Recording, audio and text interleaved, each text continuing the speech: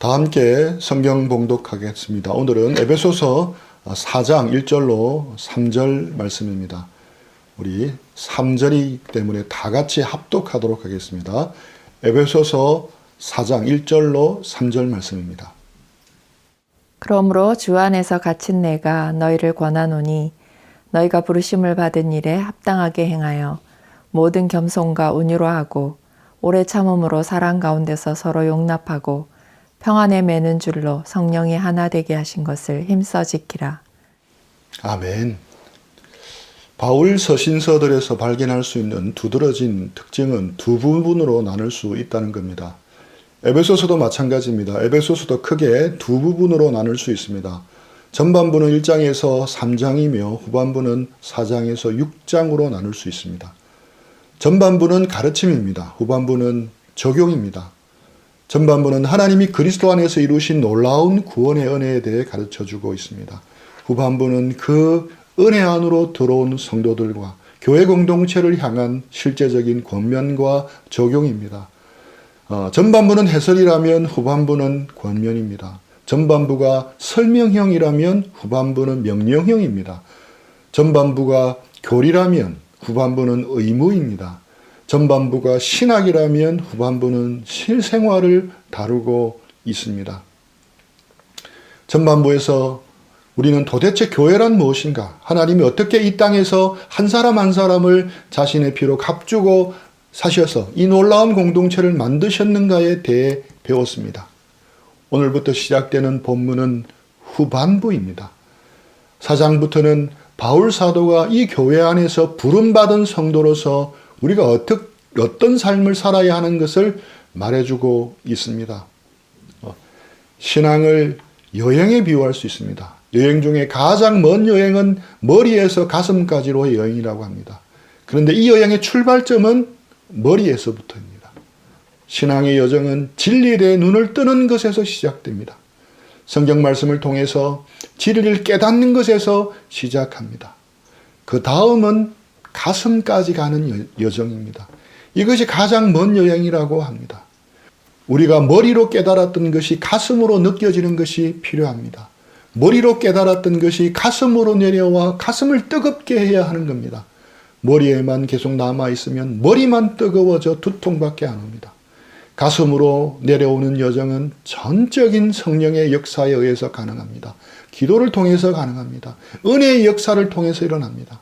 그래서 가까운 것 같으면서도 가장 먼 여행이라고 하는 겁니다. 그러나 신앙의 여정에는 또 하나의 가장 먼 여행이 남아 있습니다. 머리에서 가슴으로 내려오면 끝이 아닙니다. 또 다른 행선지가 있습니다. 무엇이겠습니까? 가슴에서 발까지의 여행입니다. 발이 의미하는 바는 삶입니다. 삶으로 나타나야 한다는 것입니다. 함께하는 공동체 속에서 삶으로 나타나야 한다는 것입니다. 머리에서 시작합니다. 그리고 머리에서 가슴으로 내려와야 합니다. 그리고 가슴에서 다시 발까지 가야 합니다. 이것이 우리가 가야 할 신앙의 여정이고 여행입니다. 기독교 신앙은 깨달은 말씀의 진리가 결국은 실제 사람들과 부딪히는 교회 공동체 안에서 드러나야 한다는 것입니다. 그래서 기독교 신앙을 교회 공동체와 떼놓고서는 생각할 수가 없는 겁니다. 눈에 보이는 구체적인 교회 공동체 안에 속하지 않은 신앙생활은 목적지가 없는 여행입니다. 여행이 아니라 방황이 되는 것입니다. 1장에서 3장까지는 머리에서 가슴까지로의 여행을 위한 말씀과 기도라면 4장부터는 발까지의 여행을 위한 권면의 말씀입니다.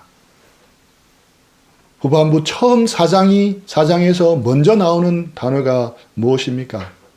에베소서 4장 1절 말씀입니다. 그러므로 주 안에서 갇힌 내가 너희를 권하노니 너희가 부르심을 받은 일에 합당하게 행하여. 그러므로입니다. 복음의 진리를 깨달았습니다. 하나님의 놀라운 구원의 경륜과 큰 그림을 깨달았습니다.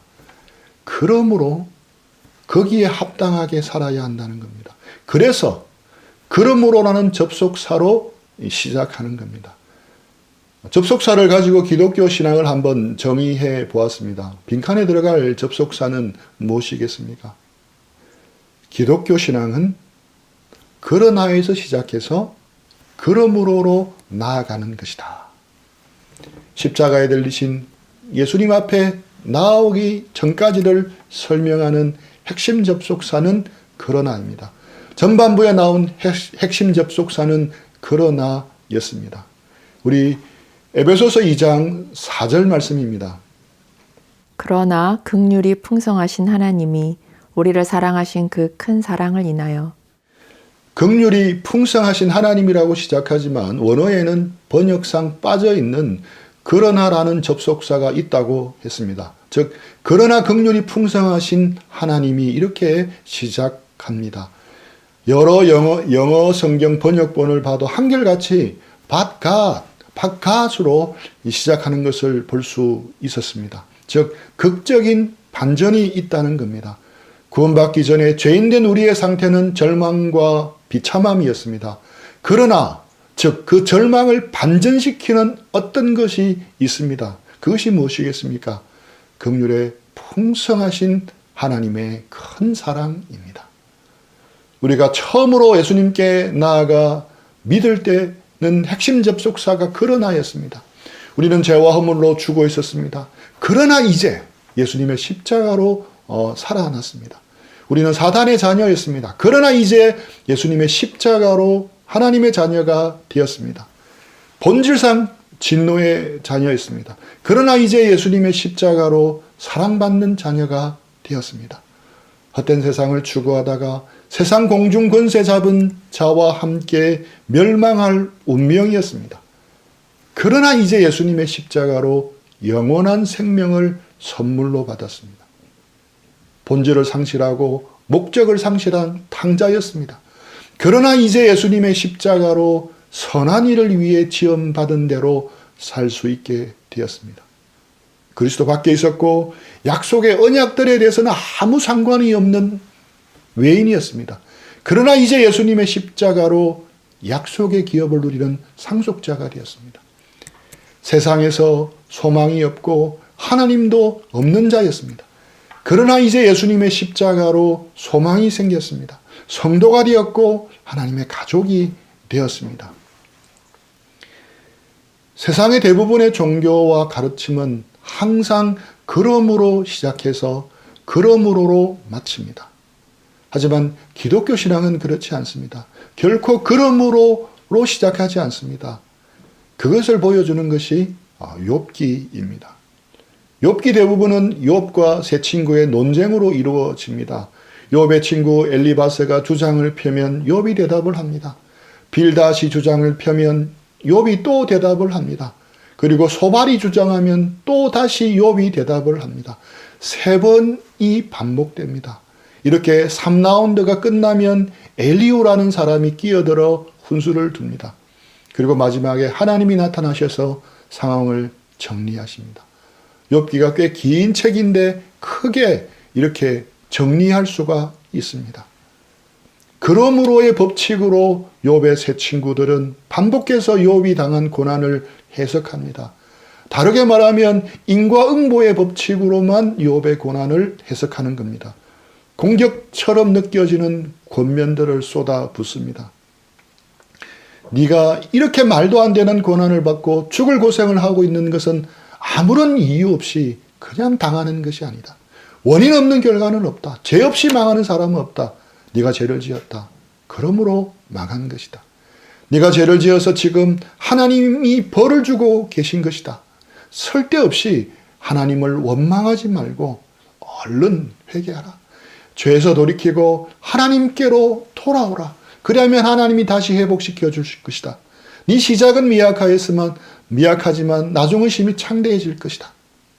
세 친구의 논리를 요약하면 이것이었습니다. 인과응보의 창문을 통해서만 욥을 바라보고 있습니다. 여기에 대한 욥의 반론이 무엇이었습니까? 나도 그 원리를 잘 알고 있다. 나도 이전에는 그 원리로 다른 사람들을 권면하고 가르치기도 했다. 그런데 지금 내가 당하는 고난은 그 원리로만 설명이 안 되는 고난이다. 그렇게 변호하고 있는 겁니다. 여기서 우리가 새겨들어야 할 중요한 것이 있습니다. 기독교 신앙은 결코 인과응보의 법칙을 무시하지 않습니다. 그러나 기독교의 신앙은 인과응보의 법칙을 뛰어넘습니다. 그것을 초월한다는 겁니다. 인과응보의 원리로만 본다면 기독교 신앙은 아예 성립이 불가능합니다. 예수님의 십자가가 우리의 신앙의 출발입니다. 그 예수님의 십자가에서 어떤 일이 벌어집니까? 내가 잘해서 내가 상을 받는 것이 아닙니다. 내가 못해서 내가 벌을 받는 것도 아닙니다. 나는 못했습니다. 나는 불순종했습니다. 나는 죄를 지었습니다. 그래서 당연히 내가 벌을 받아야 합니다. 그러나 그리스도가 나 대신 벌을 받으셨습니다. 내가 마땅히 심판당해야 하는데 그리스도가 심판을 당했습니다. 저주를 받으셨습니다. 그리고 내가 잘한 것이 눈을 씻고 찾아봐도 없는데 예수님 때문에 구원이라는 선물을 받았습니다. 예수님 안에서 우리가 받은 구원은 인과응보의 법칙으로는 도저히 설명이 안 되는 겁니다. 예수님의 십자가는 잘하면 상을 받고 못하면 벌을 받는 인과응보의 법칙을 뛰어넘는 하나님의 사랑입니다. 하나님의 지혜입니다. 욥의 새 친구들의 공격에는 이 은혜가 없습니다. 모두 잘하면 상, 못하면 벌이라는 인과응보의 법칙밖에 없습니다. 욥기는 그것을 뛰어넘어 하나님의 은혜를 가르쳐 줍니다. 주권적인 하나님의 섭리를 가르쳐 줍니다. 욥의 현실은 이 세상 그 어떤 인과응보의 법칙으로 설명이 안 되는 고난이었습니다. 이 세상 그 어떤 논리로도 이해가 안 되는 고난이었습니다. 의로운 자가 당하는 까닭 없는 고난이었습니다. 그래서 욥의 고난에는 이 세상 인과응보의 원리를 뛰어넘는 기독교 신앙을 보여줍니다. 인과응보의 원리를 초월하는 하나님의 은혜와 사랑이 있다는 것입니다. 인과응보의 원리의 핵심 접속사는 무엇이겠습니까? 그러므로입니다. 원인이 있기 때문에 그러므로 결과가 따른다는 것입니다. 예수님의 십자가에는 그러므로가 예외입니다. 예수님의 십자가는 그러나입니다. 예수님을 3번이나 부인한 베드로도 그러나의 은혜로 구원을 받았습니다. 십자가에 달리신 예수님을 두고 다 도망한 제자들에게도 그러나의 은혜가 임했습니다. 이단에 빠져서 사생활을 낳으면서 방탕하게 살았던 어거스틴도 그러나의 은혜를 깨닫고 구원의 은혜를 누렸습니다. 늘 죄책감에 시달리던 수도사 루터를 바꾼 것은 그러나의 은혜에 대한 깨달음이었습니다. 그리고 지금 우리도 마찬가지입니다. 우리같이 부족한 죄인들에게도 그러나로 임한 하나님의 은혜 때문에 예배 자리에 나온 것입니다. 인과응보의 법칙을 적용하면 저는 구원받을 아무런 자격이 없습니다. 이 자리에서 설교할 자격도 없습니다.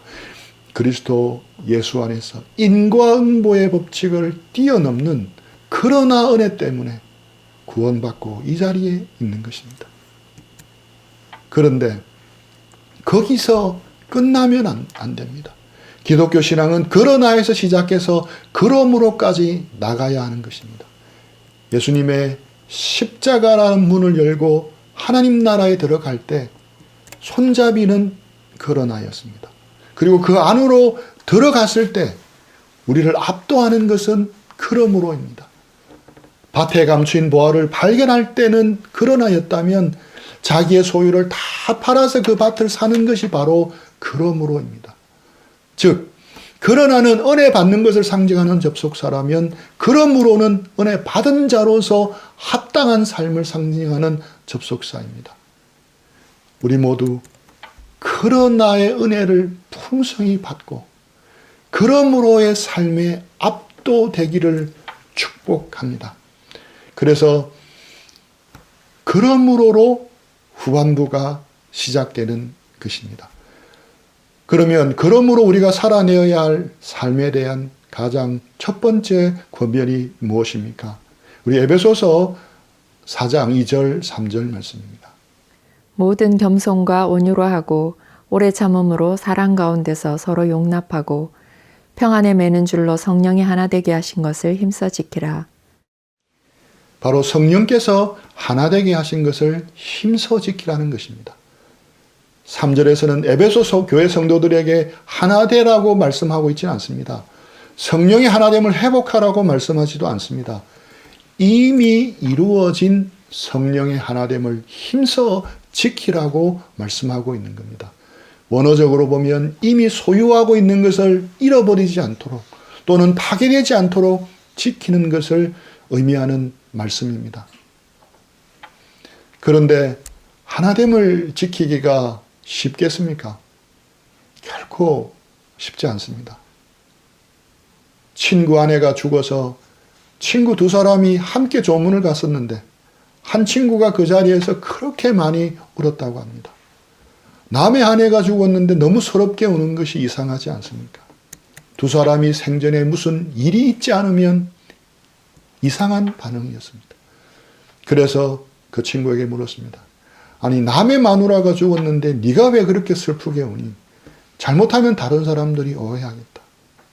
그랬더니 그 친구가 뭐라고 말했겠습니까? 우리 마누라는 아직 안 죽었잖아. 이해가 되십니까?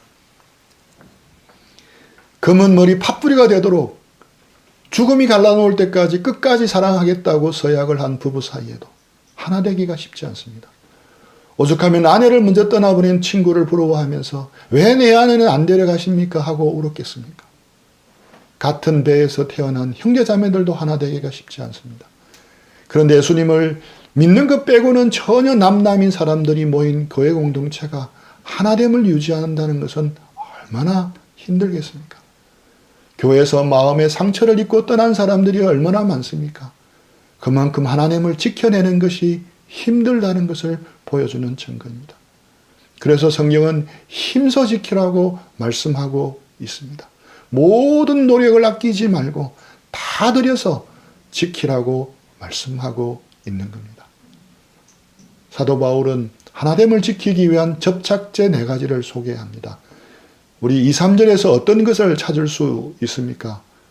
겸손, 온유, 오래 참음, 사랑 가운데 용납하는 겁니다. 오늘은 겸손이라는 접착제를 다루고 다음번에 나머지 접착제를 다루겠습니다. 먼저는 겸손입니다. 겸손은 하나됨을 지키는 매우 중요한 접착제입니다. 반대로 겸손하지 못한 것은 하나됨을 깨는 강력한 해머입니다.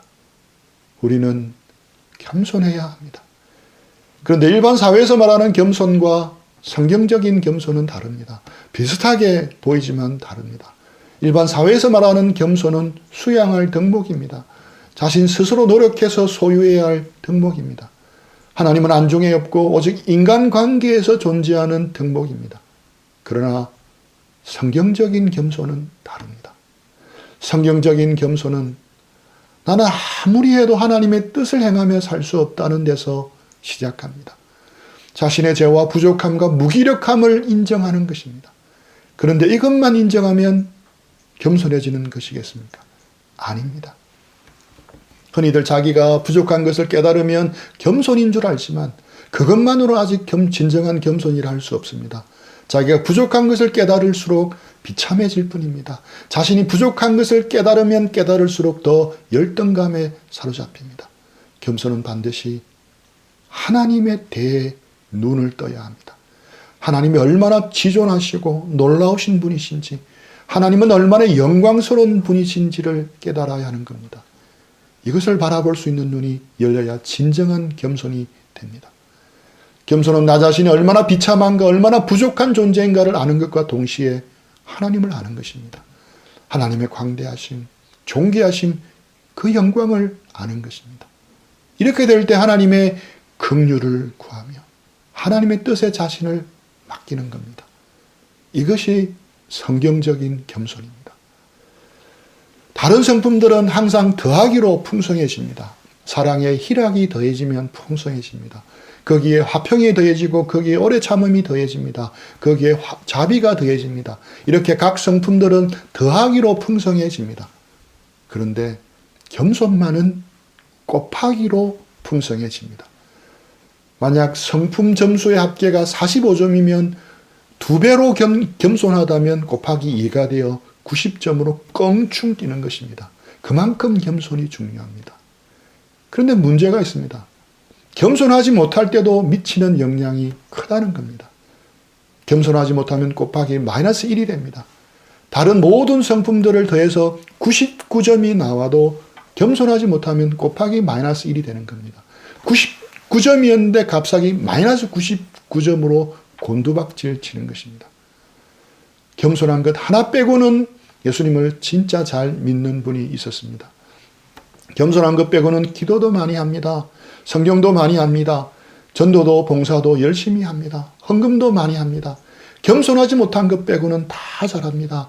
99점 신앙이라 할 수 있습니다. 하지만 겸손하지 못하면 곱하기 뭐가 되겠습니까?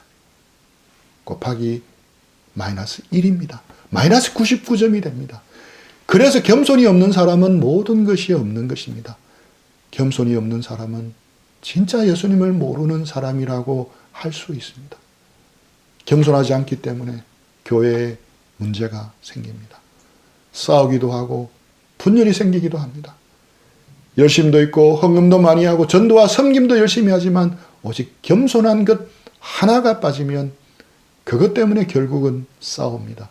그것 때문에 결국은 상처들을 받습니다. 여러분 혹시 성경에 대한 지식이 많으십니까? 혹시 남들보다 더 많이 배우고 알고 있습니까? 혹시 자기 분야의 전문적인 식견을 가지고 있습니까? 혹시 성공적인 사역의 경험이 있습니까?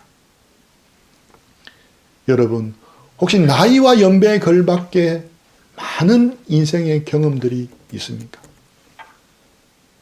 혹시 난 부러질지언정 굽히지는 않는다며 똑 부러지는 자기 주장과 자기 확신이 너무 강하십니까? 혹시 자주 다른 사람들과 언쟁을 합니까? 혹시 자주 다른 사람들에게 화를 폭발하십니까? 혹시 너무 많이 다른 사람들을 가르치고 도와주려고 하지는 않습니까? 그렇다면 여러분은 겸손을 위해서 간절히 기도해야 합니다. 겸손하신 주님을 통해 겸손을 배우게 해달라고 기도해야 합니다.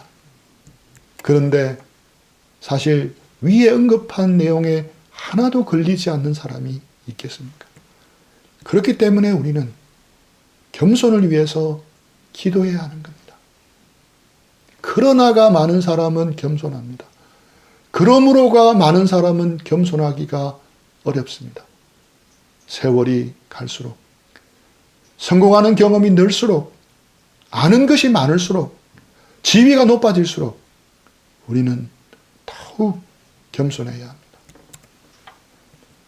하나님께서 창세전부터 계획하시고 그리스도의 십자가로 만드신 새 사람, 새로운 공동체인 교회는 무엇보다도 하나됨을 힘을 다해 지켜내어야 합니다. 주께서 우리 모두에게 겸손의 영을 부어주시기를 축복합니다. 하나됨을 힘써 지켜나가는 우리 공동체가 되기를 축복합니다. 주께서 우리 모두에게 그러나의 은혜를 깨닫고 그러므로의 삶으로 나가게 해주시기를 기도합니다. 우리 오늘 들은 말씀 생각하면서 기도하고 적용하는 시간들을 가지겠습니다.